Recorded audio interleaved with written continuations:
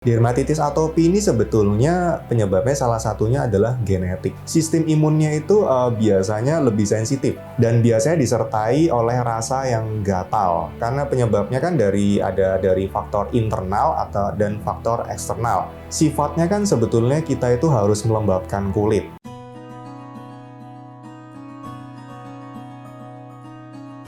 Baik dokter, tadi kan sudah dijelaskan mengenai dermatitis atopik itu penyakitnya seperti apa dan mungkin gejalanya dokter boleh dipaparkan lagi.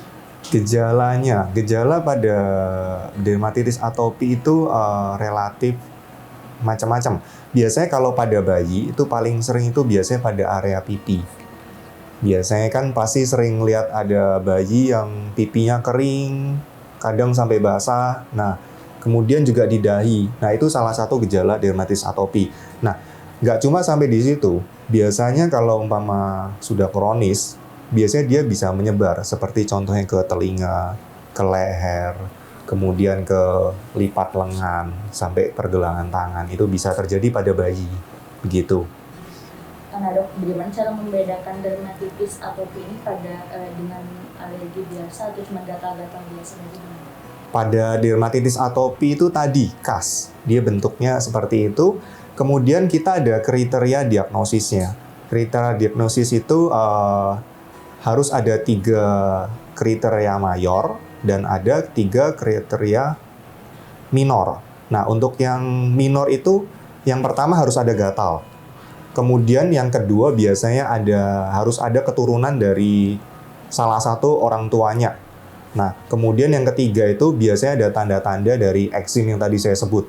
Nah, kemudian kalau gejala mayornya itu biasanya ya umpama ada di bagian sininya ada kering, kemudian di telapak tangannya kasar, kemudian di lipatan matanya ada lebih gelap, kemudian ada bercak-bercak putih seperti panu di pipi, kira-kira begitu. Itu ada kriterianya bedanya. Nah, sedangkan kalau dermatitis kontak biasanya tidak ada kriteria seperti itu. Nah dok, kira-kira kenapa bisa memengaruhi area mata jadi hitam?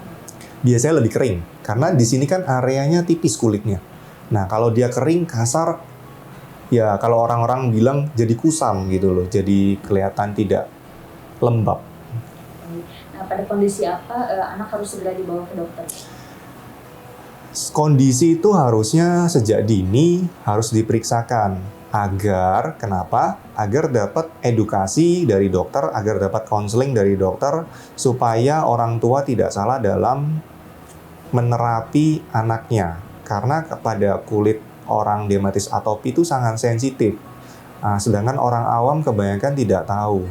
Nanti bahkan saya pernah nemu kasus ada yang bumbu-bumbu dapur dibalurin ke kulit begitu seperti kunyit, kemiri dan lain-lain, harusnya buat masak itu. Iya. Lalu kira-kira kalau bahan-bahan alami seperti tadi yang mungkin banyak dipercaya oleh masyarakat, kira-kira apa saja yang tidak boleh diaplikasikan ke kulit? Kalau dari saya bukan tipikal dokter yang herbal ya. Jadi saya lebih percaya kalau memang kulit kering ya harus diberi pelembab. Jangan kasih yang herbal seperti kunyit-kunyitan itu. Kalau kulitnya terinfeksi ya harus dikasih antibiotik. Kira-kira kalau menurut saya sih begitu ya. Karena kebanyakan bumbu-bumbu dapur itu malah menyebabkan kulitnya menjadi iritasi dan makin kering. Begitu. Jadi justru malah membahayakan ya dok? Yes. Baik, kira-kira apakah ada pasien dengan kondisi yang mungkin sudah parah gitu dok saat dibawa ke sini? Ada. Ini saya pernah beberapa kali menemukan kasus pada anak sih. Anak dengan awalnya dermatitis atopi, cuman ini karena sudah terinfeksi meluas sampai satu badan. Jadi satu badannya itu sisiknya semua kayak ular lagi ganti kulit begitu. Kemudian diikuti dengan demam karena dia ada infeksi. Nah, itu yang harus diperhatikan. Itu harus diterapi segera. Ini pada anak usia berapa? Itu waktu itu pada usia 5 tahun. Iya.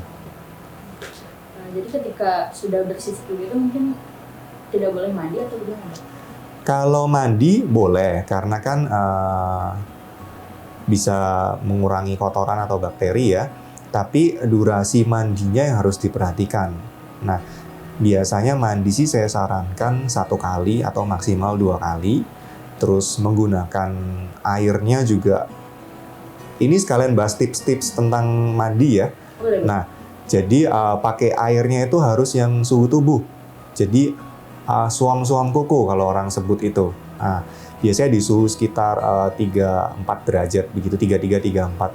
Kemudian mandi juga tidak boleh lebih dari 5 menit biasanya, atau maksimal 10 menit masih boleh mandi. Kemudian pilih sabun, tadi sudah sesi pertama saya sudah menjelaskan, sabunnya hindari yang mengandung deterjen, pewangi, pemutih.